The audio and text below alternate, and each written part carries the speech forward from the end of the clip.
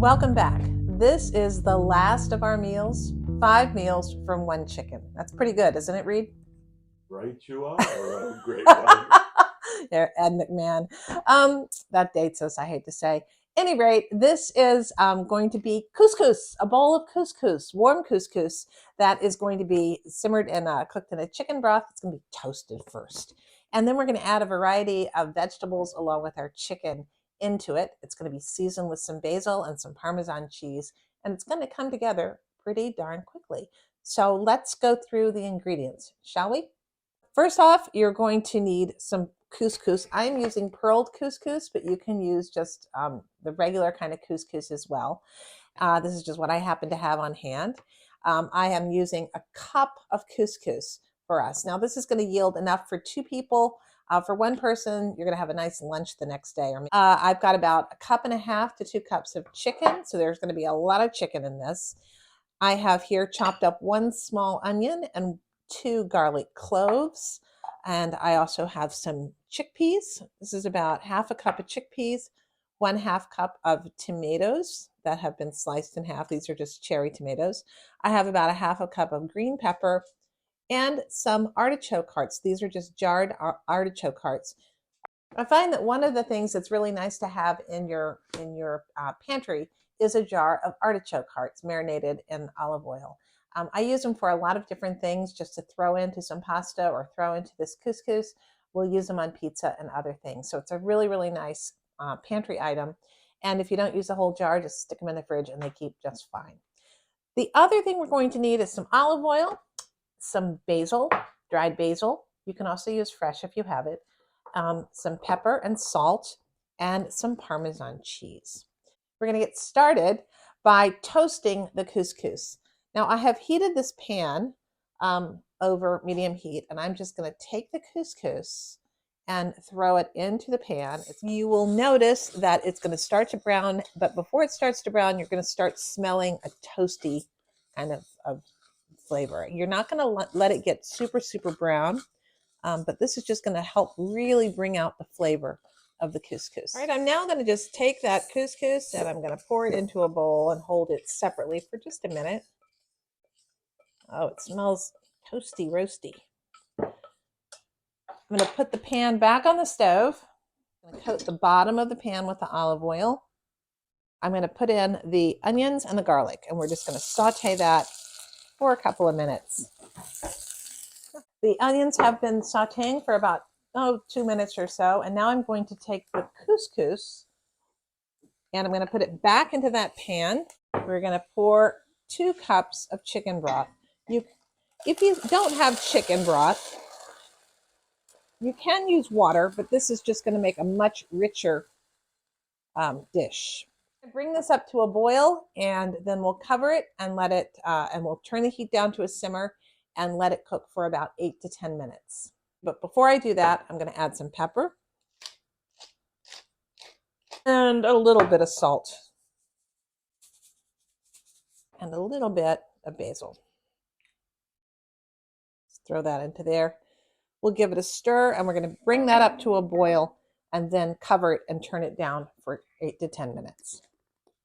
All right, that just came up to a boil, and I put the lid on and turned it down. Now I have heated up a skillet, and I'm going to go ahead and coat the bottom of that with olive oil as well. And into that, I'm going to throw the peppers and the chickpeas. So another trick that I have for that I'd like to pass on to new cooks is the importance of cooking your beans, buying them dry, and then reconstituting them and cooking them. A, it's cheaper, and B, it tastes better. And what I usually do is I will cook a package of beans, and maybe I'll be using some of them right away, and then I just freeze the others in usable sizes, like 1 cup bags. And then I always have some dried beans on hand that I can throw into various dishes. So that's where these came from. They've been in my freezer. Next, we're going to add in some chicken into the chickpeas. And we're just going to saute this around. I'm going to add some salt. We're going to just saute these and warming. You're really just warming through and cooking those peppers just a little bit. Go ahead and add in some basil on this. It smells good, doesn't it, Reed? Be good. The great thing about this is you can put it over lettuce if you want to. You can make it into a salad the next day and just have it warm or cool. It's such a good, nutritious, easy to make dinner. All right, next I'm going to throw in the tomatoes. You don't have to use cherry tomatoes. You can use regular tomatoes. The other thing that you can do, if you've got sun-dried tomatoes, you can use sun-dried tomatoes instead. That really packs quite a nice flavor punch. All right, now take a look at what I'm going to do next. I'm going to take half a lemon. I'm just going to squeeze it over this. That's just going to add a little bit of lift to this. It zings, a little zippity doo-dah. And I'm going to throw in the cut up artichoke hearts now too. Right, I'm just going to bring this up. Heat it up a little bit. You're not really cooking it down or anything. You're just really heating it up. The chicken has already been cooked. It's leftover chicken. And you're just making you're giving it a new life. Once that is hot, you don't want to overcook those tomatoes. But once everything is heated through, you just want to turn it off, and then you're going to wait for that couscous to be ready and assemble the dish. All right, it's all done, and I have put the couscous into the bowls. And we had a problem where it was not all the way, all the liquid had not been absorbed. So I just drained it off with the help of Reed.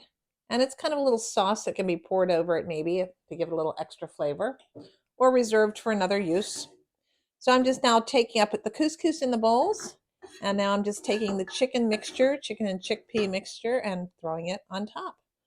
And this is going to be plenty for 2 people or 1 person with a lunch the next day.